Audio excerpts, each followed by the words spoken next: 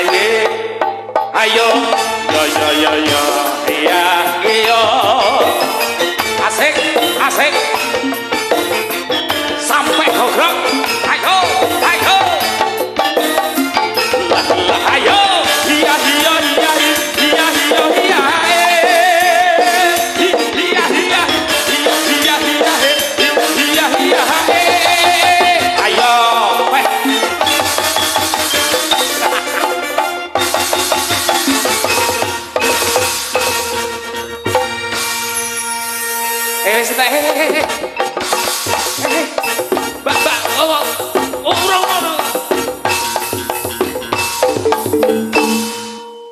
baru-baru cak serintile wedhus dhek iki malah gogrok kabeh iki lho.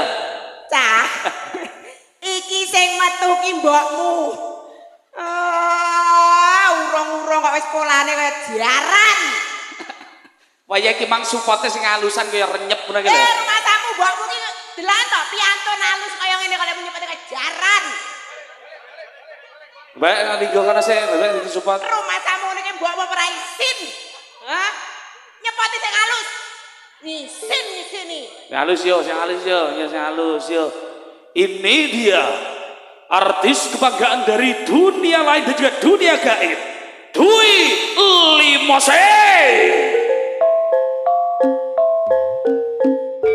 Ya. Jengkar saking sanggar pemujan tumuju wonten Mater Agung. Menika gue setar bintang tamu pamrentipun Bapak Muyoto Dalasan Ibu Sumarti. Ingkang badhe nderekaken atraksi mangan beling kalang mangan meja. Ayo tuk tuk tuk tuk tuk tuk tuk tuk tuk tuk.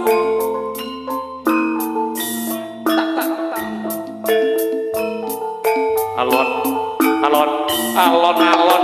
Ayo!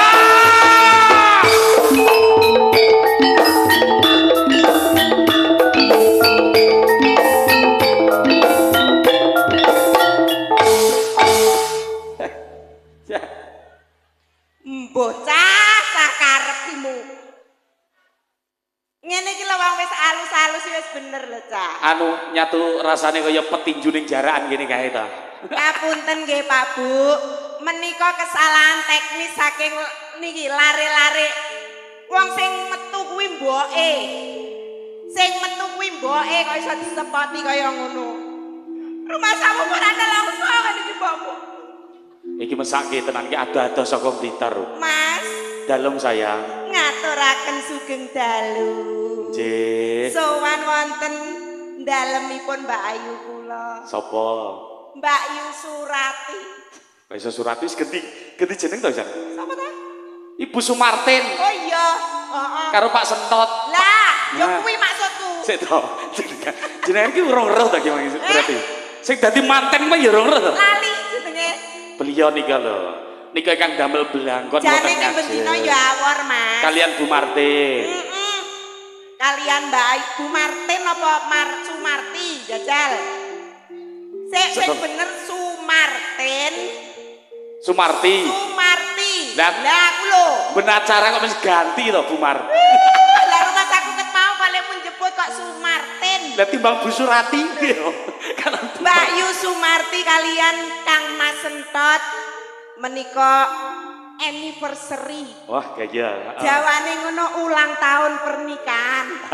Ngenyarke. Tibake iki kok ya wis 20 tahun. Wah, jan luar biasa. Alhamdulillah didongake ya, Mas. Nggih, Mbak Dwi. Mugi-mugi dados keluarga ingkang sakinah mawaddah warahmah langgeng ayem tentrem. Amin. Awet momong anak putu buyut canggah.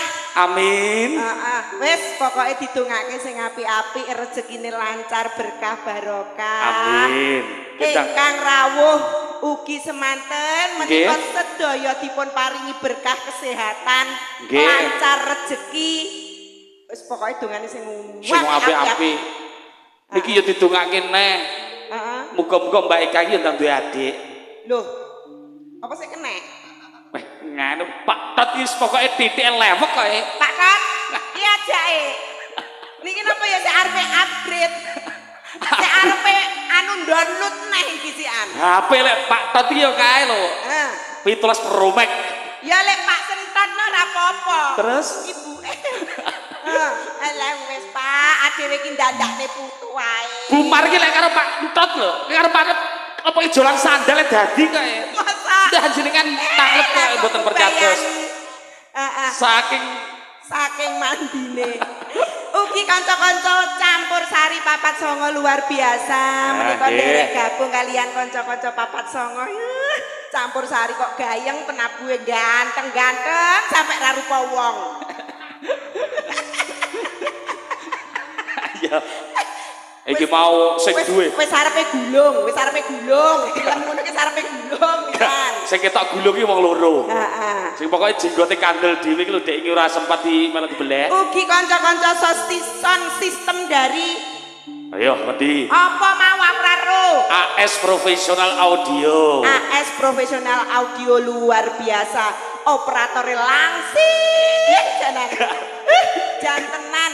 Kayak bonekane anakku ini tubuh ning omah. Mas, menika atur tetembangan, atur pasugatan. Konjuk dumateng para kadang tamu ingkang rawuh. Dipun aturi tetembangan salah satu karya dari seniman kondang Nyamblitar. Nggih.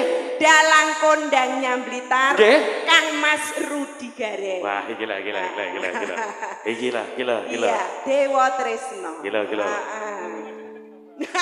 Lah ngono ae kaya wis ndredeg ta ya. Aja lek sampean ki Mas Tani Mas Reda aja ngono, Sampeyan Mbak. paling bendina nabuh, bendina nembang gak ngerti kuwi karyane sapa iya.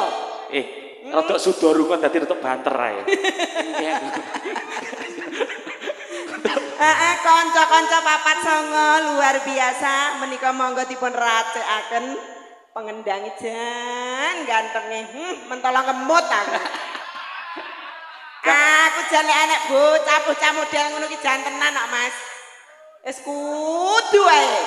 Niki kili lek dhewe ta. Yo,